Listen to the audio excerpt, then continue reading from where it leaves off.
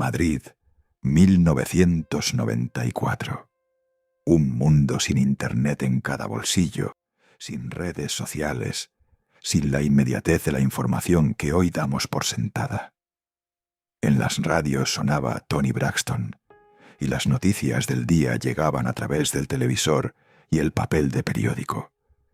Era una época en la que la opinión pública se modelaba a un ritmo más lento, pero con una fuerza a menudo incontestable. Y fue en este Madrid, en la madrugada del 30 de abril, donde se colocó la primera pieza de un tablero macabro. Yo soy Juan, y esto es La Carpeta Roja.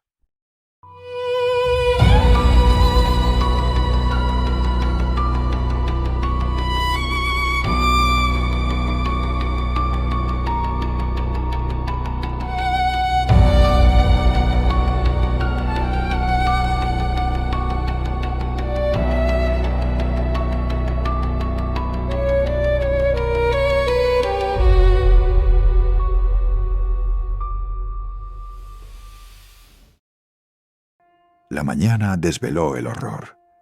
En un descampado del barrio de Manoteras, un conductor de autobús que había parado a fumar un cigarrillo descubrió el cuerpo de un hombre. La escena era brutal. La víctima, Carlos Moreno Fernández, un limpiador de 53 años, había sido apuñalado decenas de veces. La primera hipótesis de la policía, un robo que salió mal, se desmoronó casi al instante. Carlos Moreno aún llevaba en el bolsillo 60.000 pesetas y su reloj de pulsera seguía en su muñeca. El móvil no era el dinero. Los investigadores se sumergieron en la vida de la víctima, buscando un enemigo, una deuda, un romance prohibido. Pero no encontraron nada. Carlos era un hombre sencillo, un trabajador humilde que volvía a casa después de pasar la noche con su novia, una relación conocida y aceptada por su familia. Era, en todos los sentidos, una víctima imposible. Esta ausencia de un motivo convencional, de una lógica criminal comprensible, creó un vacío. Y el vacío, como la naturaleza, aborrece el silencio. El asesinato de Carlos Moreno no fue solo un crimen. Fue una pregunta aterradora lanzada a la sociedad española.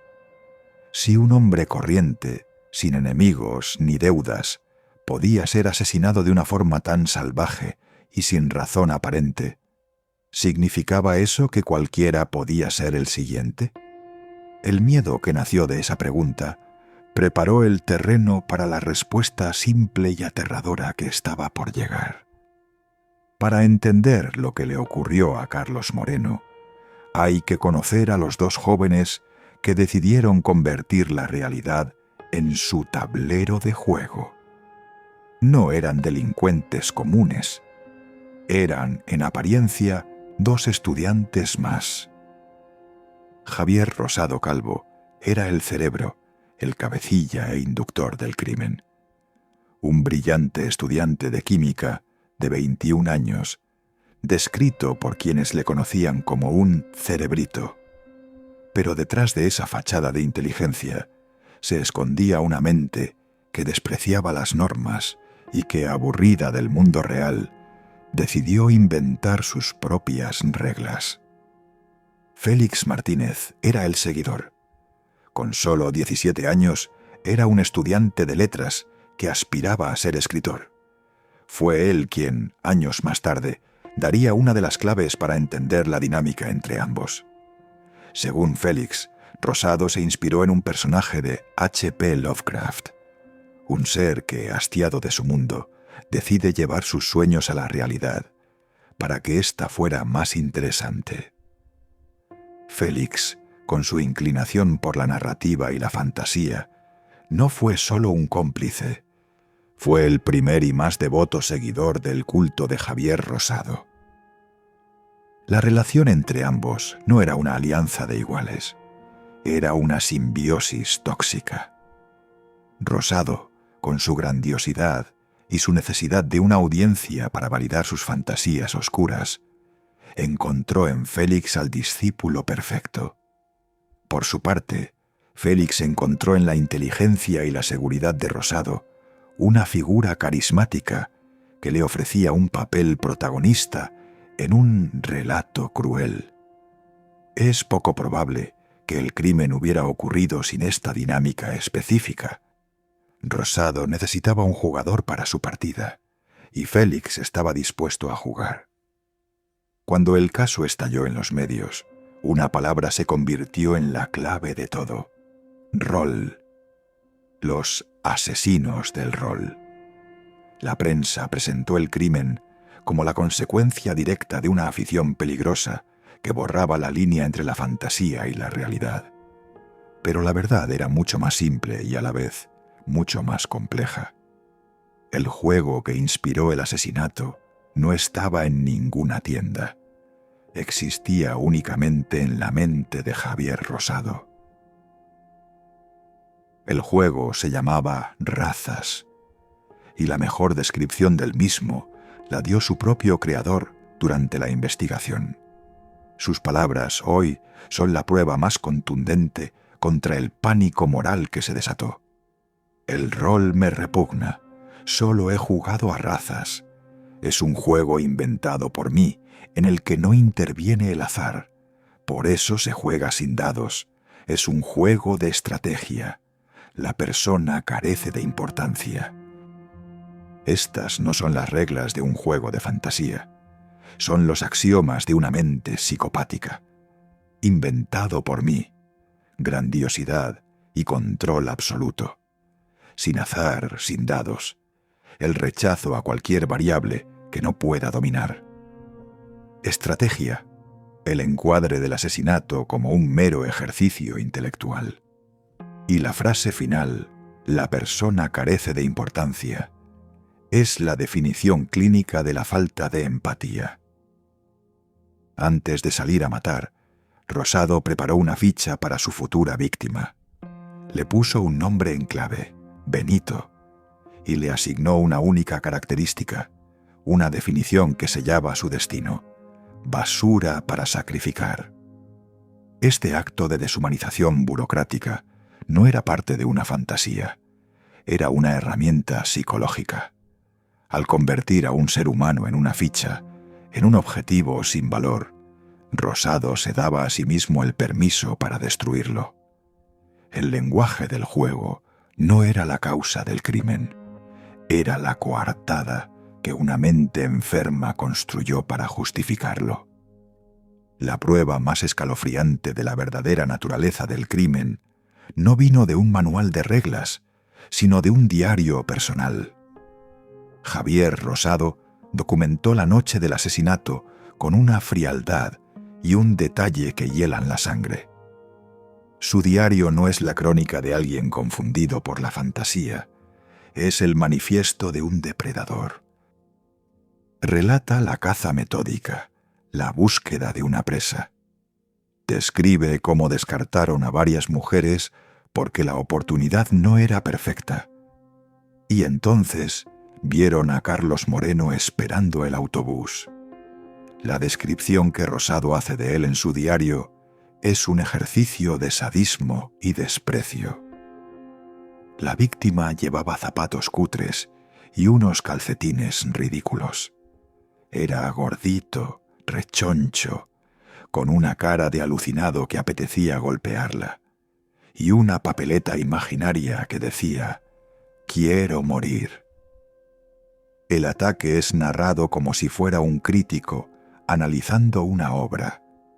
Critica su propia pésima actuación de chorizo vulgar al simular un atraco. Y luego describe la violencia con una distancia emocional absoluta, quejándose de la resistencia de la víctima. Seguía vivo, sangraba por todos los sitios. Aquello no me importó lo más mínimo.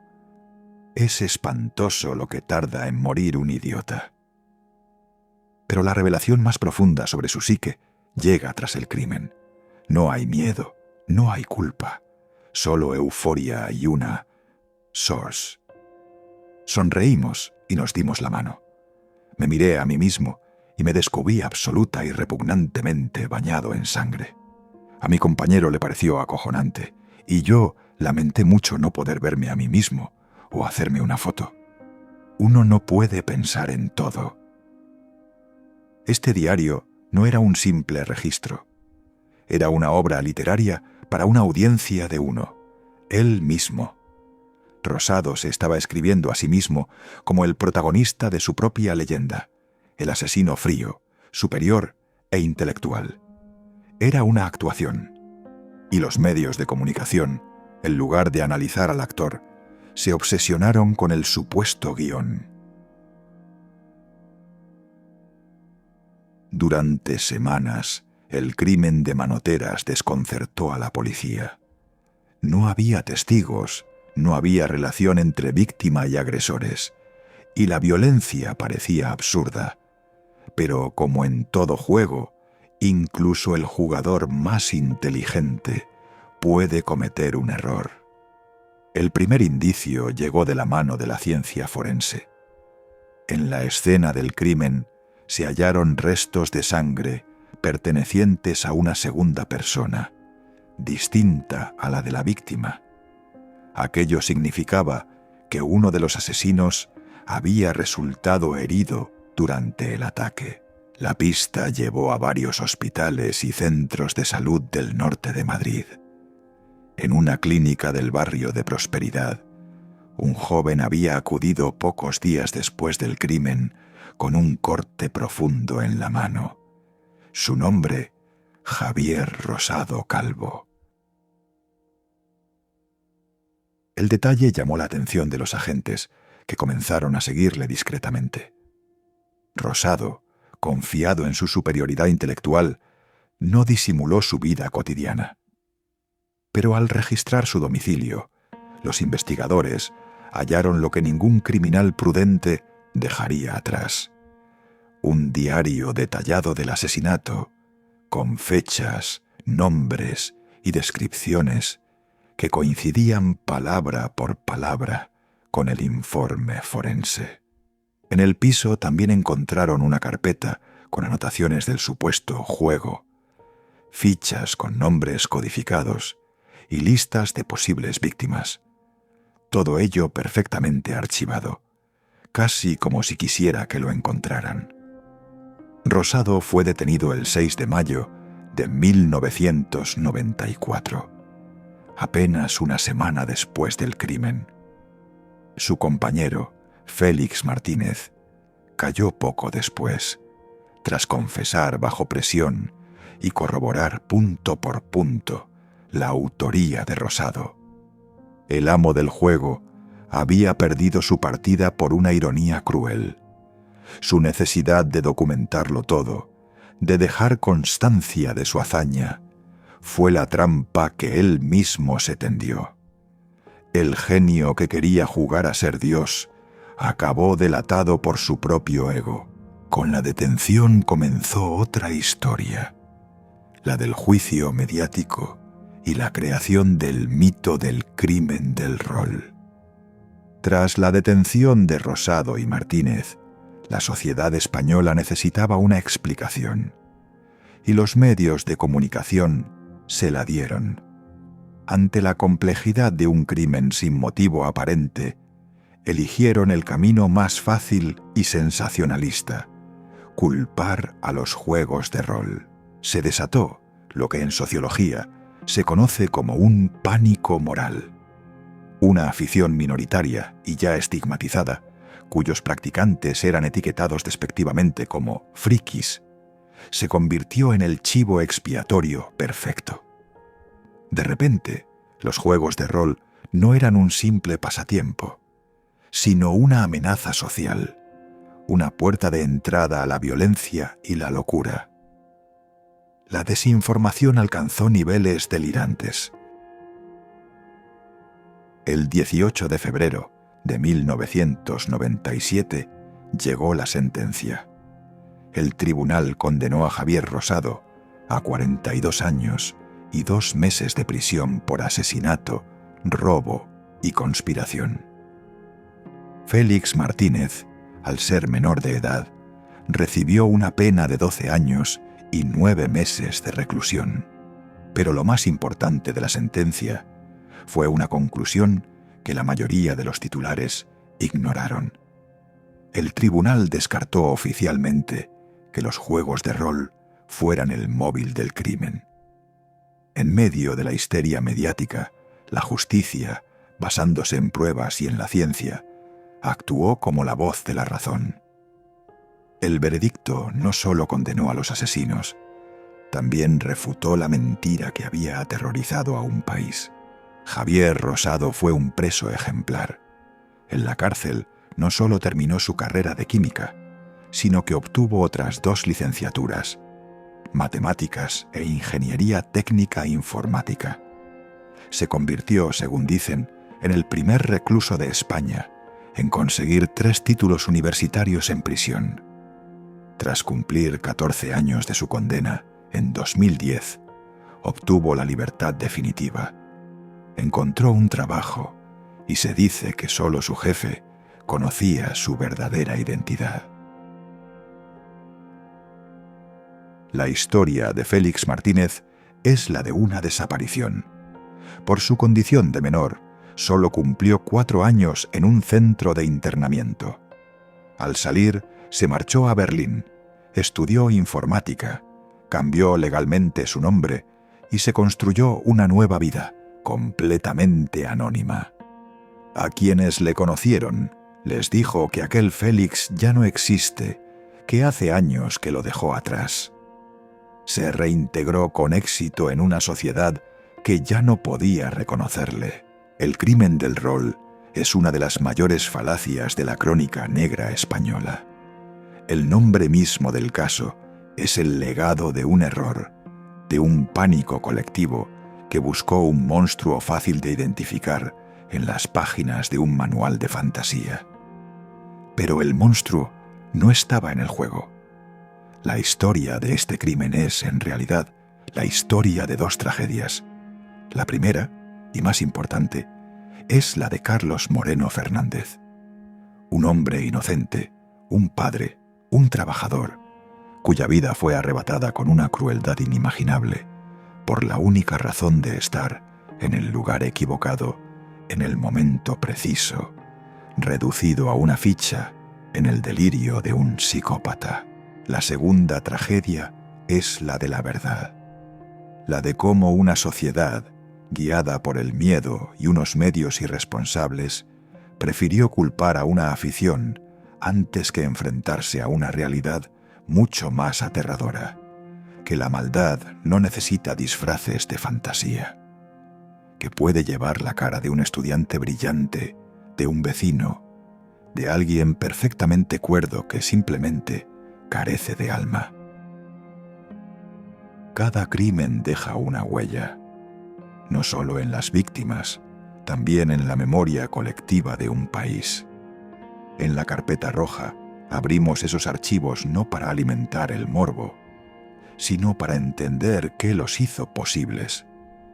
Si valoras las historias contadas con rigor, respeto y sin filtros sensacionalistas, suscríbete, activa la campanita y acompáñanos en cada nuevo caso. Porque la verdad no siempre está en los titulares. A veces está escrita entre líneas.